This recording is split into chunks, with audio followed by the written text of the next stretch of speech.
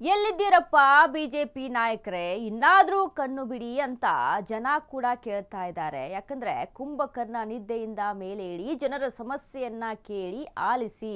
ಇಷ್ಟು ದಿನ ನಿದ್ದೆ ಮಾಡಿದ ಸಾಕು, ಇನ್ನು ಮುಂದೆ ಸರ್ಕಾರದಲ್ಲಿ ಏನೇನ್ ನಡೀತಾ ಇದೆ, ಏನೇನಿಲ್ಲ, ಕರ್ನಾಟಕದಲ್ಲಿ ಏನಾಗ್ತಾ ಇದೆ, ಇದ್ರ ಬಗ್ಗೆ ಎಲ್ಲ ಗಮನ ಹರಿಸಿ ಅಂತ ಜನ ಕೇಳ್ತಾ ಇದ್ದಾರೆ. ಬಿಜೆಪಿ ಪಕ್ಷಕ್ಕೆ ಕುಂಭಕರ್ಣ ನಿದ್ದೆಯಿಂದ ಮೇಲೇಳಿ ಜನರ ಸಮಸ್ಯೆಯನ್ನ ಕೇಳಿ ಗಿನ್ನಿಸ್ ದಾಖಲೆ ಪಡೆದ ಸರ್ಕಾರಕ್ಕೆ ಗ್ರೀನರಿ ಉಳಿಸುತ್ತಿಲ್ಲ.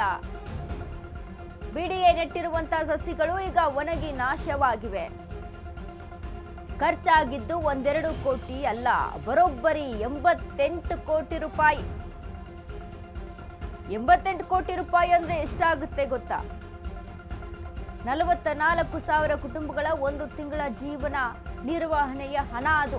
ಸಸಿ ನೆಟ್ಟಿದ್ದು ಸರಿಯಾದ್ರೆ ಮರಣ ಹೋಮ ಆಗಿದ್ದು ತಪ್ಪು. ಯಾವ ಪುರುಷಾರ್ಥಕ್ಕೆ ಸಸಿ ನೆಟ್ಟಿದ್ದು? ಅಶ್ವವೇಗಾದ ನೇರ ಪ್ರಶ್ನೆ. ಮರಣ ಹೋಮದ ಬಗ್ಗೆ ಮಾತನಾಡೋಕ್ಕೂ ವಿಪಕ್ಷಕ್ಕೆ ಭಯಾನ.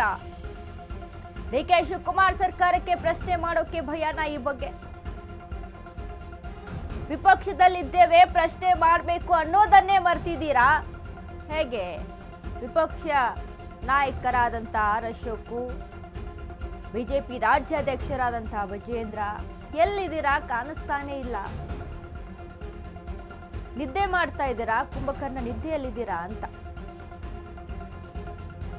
ಕಾಂಗ್ರೆಸ್ ಒಂದು ಯೋಜನೆಯನ್ನ ಮಾಡ್ಕೊಳ್ಳುತ್ತೆ, ಗ್ರೀನರಿ ಮಾಡಬೇಕು ಇಡೀ ಬೆಂಗಳೂರಿನ ಇಡೀ ಸಿಟಿ ಸುತ್ತಮುತ್ತ ಅಂತ. ಅದಕ್ಕೆ ವೆಚ್ಚ ಮಾಡಿದ್ದೆಷ್ಟು ಗೊತ್ತಾ? 88 ಕೋಟಿ ರೂಪಾಯಿ ರೀ. 88 ಕೋಟಿ ರೂಪಾಯಿ ಅಂತ ಅಂದ್ರೆ ಸಾಮಾನ್ಯ ಹಣನ? ಗಿಡಗಳೆಲ್ಲ ಒಣಗಿ ಹೋಗ್ತಾ ಇದ್ದಾವೆ, ನೀರು ಹಾಕೋರಿಲ್ಲ, ಸರಿಯಾದ ಭೂಮಿ ವ್ಯವಸ್ಥೆ ಇಲ್ಲ. ಗಿಡ ನೆಟ್ಟಿದ್ದೀವಿ ಅಂತ ತೋರಿಸೋದಕ್ಕೆ ಫೋಟೋ ಪೋಸ್ಗೆ ಮಾತ್ರ ಅವನ್ನ ಮಾಡಿ ಸರ್ಕಾರ ಕೈ ತೊಳ್ಕೊಂಡು ಸುಮ್ಮನಾಗ್ಬಿಟ್ಟಿದೆ. ಯಾವ ಪುರುಷಾರ್ಥಕ್ಕೆ ಇದನ್ನ ಮಾಡಿರೋದು? ಸುಮ್ಮನೆ ಒಂದು ಫೋಟೋ ಸಿಕ್ಬಿಟ್ರೆ ಸಾಕು ಅಂತಾನ? ಯಾವ ಕಾರಣಕ್ಕೆ? ಅಥವಾ ಬಿಲ್ ಪಾಸ್ ಮಾಡ್ಕೊಂಡ್ಬಿಡೋಣ, ಏನೋ ಒಂದು ಫೋಟೋ ಕೊಟ್ಟು ಆನಂತರ ಮುಂದೆ ನೋಡಕ್ ಬರುತ್ತೆ ಅಂತಾನ? ಇದ್ರ ಬಗ್ಗೆ ಪ್ರಶ್ನೆ ಮಾಡ್ಬೇಕಾದವ್ರು ಯಾರು? ವಿರೋಧ ಪಕ್ಷ ಅಂತ ಯಾವುದಕ್ಕಿದೆ? ಬಿಜೆಪಿ 2028ಕ್ಕೆ ನಾವು ಅಧಿಕಾರಕ್ಕೆ ಬರಬೇಕು ಅಂತ ನೀವು ಹೇಳ್ತಾ ಇದ್ದೀರಾ ಅಲ್ವಾ? ಇಂಥವನ್ನೆಲ್ಲ ಪ್ರಶ್ನೆ ಮಾಡೋಕ್ಕಾಗ್ತಾ ಇಲ್ವಾ? ಸರ್ಕಾರದಲ್ಲಿ ಆಗ್ತಾ ಇದ್ದಂಥ ತಪ್ಪುಗಳನ್ನ ನಿಮಗೆ ಎತ್ತಿ ತೋರಿಸೋದಕ್ಕೆ ಆಗ್ತಾ ಇಲ್ವಾ? ಇನ್ನು ಏನ್ರಿ ಮಾಡ್ತೀರಾ ನೀವು? ಯಾಕೆ ಬಿಜೆಪಿ ಇಷ್ಟು ಸೈಲೆಂಟ್ ಆಗ್ಬಿಟ್ಟಿದೆ? ತಪ್ಪುಗಳು ನಡೀತಾ ಇದೆ, ತಪ್ಪುಗಳನ್ನ ಎತ್ತಿ ತೋರಿಸೋದಕ್ಕೂ ಆಗ್ತಾ ಇಲ್ವಾ? ವಿರೋಧ ಪಕ್ಷ ಅಂತ ಇರೋದೇನಕ್ಕೆ? ನಿಮ್ಮನ್ನ ನೀವು ಗುರುತಿಸ್ಕೊಳ್ಳೋದು ಯಾವಾಗ? ಪ್ರಶ್ನೆ ಮಾಡಿ ಕೇಳಿ. ಡಿ ಕೆ ಶಿವಕುಮಾರ್ ಸರ್ಕಾರವನ್ನ ಪ್ರಶ್ನೆ ಮಾಡೋದಕ್ಕೂ ಕೂಡ ಆಗ್ತಾ ಇಲ್ವಾ ನಿಮ್ಗೆ? ಬಿಜೆಪಿ ನಾಯಕರೇ, ಇನ್ನಾದ್ರೂ ಕಣ್ಣು ಬಿಡಿ, ಮಾತಾಡಿ. ಇದು ನಮ್ಮ ಆರೋಪವಲ್ಲ, ಸ್ವತಃ ಬಿಜೆಪಿ ಕಾರ್ಯಕರ್ತರ ಆರೋಪ. ಒಂದ್ ಕಡೆ ಸರ್ಕಾರದ ಸಚಿವರು ಬಿಡಿಎಗೆ ಕೇಳಿ ಅಂತ ಜಾರಿಕೊಳ್ತಾರೆ, ಮತ್ತೊಂದು ಕಡೆ ಬಿಜೆಪಿ ರಾಜ್ಯಾಧ್ಯಕ್ಷರು ಮತ್ತೆ ಮಾತಾಡ್ತೀನಿ ಅಂತಾರೆ. 88 ಕೋಟಿ ಸಸಿ ಹಗರಣದಲ್ಲೂ ಹೊಂದಾಣಿಕೆ ರಾಜಕಾರಣವೇ ಸ್ವಾಮಿ ಇಲ್ಲಿ.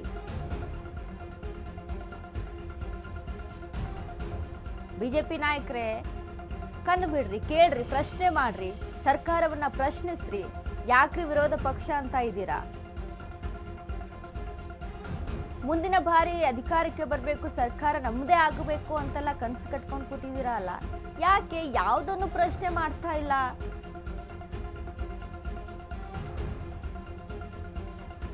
ಎಷ್ಟೆಲ್ಲ ಅವಕಾಶಗಳಿದೆ ನಿಮ್ಮನ್ನ ನೀವು ಗುರುತಿಸ್ಕೊಳ್ಳೋದಕ್ಕೆ ಬಿಜೆಪಿ ನಾಯಕರು. ಸರ್ಕಾರನ ಇದ್ರ ಬಗ್ಗೆ ಪ್ರಶ್ನೆ ಮಾಡಿದ್ರೆ ಬಿಡಿಎನ ಕೇಳಿ ಅಂತ ಅಂದ್ರು, ಎಸ್ ಓಕೆ, ಬಿಡಿಎನ ಕೇಳೋಣ, ಬಿಡಿಎನೇ ಕೇಳಬೇಕು. ಬಟ್ ನಗರಾಭಿವೃದ್ಧಿ ಸಚಿವರಾದಂಥ ನಮ್ಮದು ಒಂಚೂರು ಅದರಲ್ಲಿ ಪಾಲಿರುತ್ತೆ ಅಲ್ವಾ? ಸಿಎಂದು ಕೂಡ ಅದರಲ್ಲಿ ಪಾಲಿರುತ್ತೆ ಅಲ್ವಾ? ಒಬ್ಬರೇ ಹೋಗಿ ಮಾಡೋವಂಥದ್ದಲ್ಲ ಇದು. ಒಂದು ಸರ್ಕಾರದ ಯೋಜನೆ ಇದು. ಸರ್ಕಾರದ ಯೋಜನೆ ಅಂದ್ರೆ ಇಡೀ ಸರ್ಕಾರಕ್ಕೆ ಅದು ಸಂಬಂಧ ಪಡುತ್ತೆ ಅಲ್ವಾ? ಅವ್ರೇನೋ ಒಂದು ಹೇಳಿ ಜಾರಿಕೊಳ್ತಾ ಇದ್ದಾರೆ. ಬಟ್ ಬಿಜೆಪಿ ವಿರೋಧ ಪಕ್ಷದ ನಾಯಕರೇ, ರಾಜ್ಯಾಧ್ಯಕ್ಷರೇ, ನೀವೇನ್ರಿ ಹೇಳ್ತೀರಾ ಇದಕ್ಕೆ? ಪ್ರಶ್ನೆ ಮಾಡ್ರಿ, ಕೇಳ್ರಿ, ಜನಗಳ ಮುಂದೆ ಇಡಿ ಅದನ್ನ, ಸಮಸ್ಯೆಯನ್ನ. ಏನು ಮಾಡ್ತಾ ಇದೆ, ಎಲ್ಲಿ ಏನಾದ್ರೂ ಹಗರಣ ಆಗಿದೆ ಅಥವಾ ಏನಾಗಿದೆ ಅದ್ರ ಬಗ್ಗೆ ಕೇಳಬೇಕಲ್ವಾ?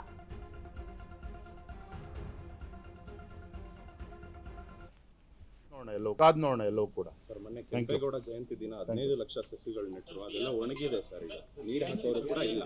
ಕಾದ್ ನೋಡೋಣ ಎಲ್ಲವೂ ಕೂಡ. ಸರ್ ಮೊನ್ನೆ ಕೆಂಪೇಗೌಡ ಜಯಂತಿ ದಿನ 15 ಲಕ್ಷ ಸಸಿಗಳು ನೆಟ್ಟರು, ಅದೆಲ್ಲ ಒಣಗಿದೆ ಸರ್. ಈಗ ನೀರು ಹಾಕೋರು ಕೂಡ ಇಲ್ಲ. ಕಾದ್ ನೋಡೋಣ ಎಲ್ಲವೂ ಕೂಡ. ಸರ್ ಮೊನ್ನೆ ಕೆಂಪೇಗೌಡ ಜಯಂತಿ ದಿನ 15 ಕಾದು ನೋಡೋಣ. ಎಲ್ಲಿವರೆಗೂ ಕಾಯ್ತೀರಾ?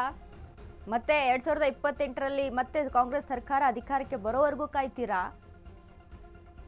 ಒಬ್ಬ ರಾಜ್ಯಾಧ್ಯಕ್ಷರಾಗಿ ಮಾತನಾಡುವಂಥದ್ದು ಕಾದು ನೋಡೋಣ ಅಂತ.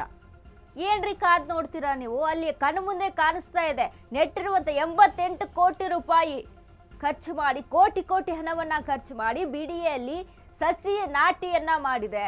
ಬಟ್ ಅದು ಯಾವುದೇ ರೀತಿಯಾದಂಥ ಬೆಳವಣಿಗೆಗಳು ಕಂಡಿಲ್ಲ. ಅಲ್ಲೇ ಒಣಗಿ ಹೋಗಿದೆ ಎಲ್ಲವೂ ಕೂಡ, ಭೂಮಿ ಕೂಡ ಹಾಳಾಗಿ ಹೋಗಿದೆ ಅಲ್ಲಿದ್ದಂಥದ್ದು. ಇನ್ನು ಏನು ಕಾದು ನೋಡ್ತೀರಾ ಅನ್ನೋದೇ ಅರ್ಥ ಆಗ್ತಿಲ್ಲ ನಮಗೆ ರಾಜ್ಯಾಧ್ಯಕ್ಷರಾದಂಥ ವಿಜಯೇಂದ್ರ ಅವರು.